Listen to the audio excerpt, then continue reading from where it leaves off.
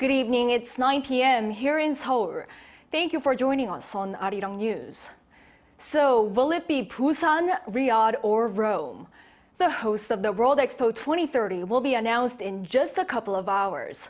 Over in Paris tonight, contenders are making their final pitches with their fifth and final presentations ahead of the voting. Also, Team Korea is making a last-minute push to bring the mega event to Busan. Our Lee Eun-hee leads us off.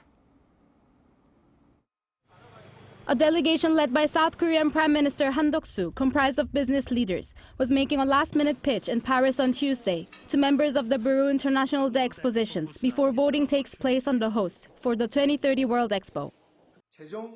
In the final presentation, internationally renowned figures will convey our desire to attract and host the event, and Busan's appeal, and the proposed support strategies for participating countries. We will do our best to successfully conclude this long journey, which we came alongside our citizens, ensuring that the sincerity of South Korea can be fully expressed. While the detailed content of each country's presentation is strictly confidential, prominent figures expected to take part in the final presentation for Busan include former UN Secretary General Ban Ki-moon and Prime Minister Han. According to officials, Busan is differentiating itself from Riyadh's oil money by highlighting the country's vision to transform the World Expo into a platform, seeking solutions to challenges faced by humanity. It may be a two-way race despite Italy's Rome being one of the candidate cities, as Italian media outlet La Repubblica reported that the Italian Prime Minister Giorgia Meloni will not take part in the General Assembly in the French capital. International media outlets are paying attention to whether Busan can win the bid, overtaking Riyadh. One French media outlet, Le Figaro, stated the competition seemed decided 2 months ago in favor of Saudi Arabia, but the Korean campaign to promote the country's second city was well carried out.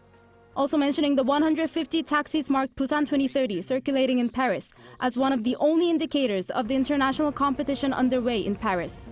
The South Korean government is hoping that if Riyadh does not win outright, receiving 2/3 of the votes in the first round, Busan could potentially take a large chunk of the Rome votes to win the bid. Ahead of the secret vote in the following order, the Republic of Korea's Busan, Italy's Rome, and Saudi Arabia's Riyadh will give their final presentations on their Expo projects for about 20 minutes each.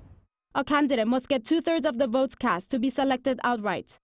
If no candidate achieves this target, there will be a second round of voting after the third-place candidate is eliminated, and the winner of a simple majority will be selected. The results will be announced around midnight and 1 a.m. Wednesday, Korea Standard Time, through the BIE's official account on X, formerly known as Twitter. Lee Eun-hee, 아리랑뉴스.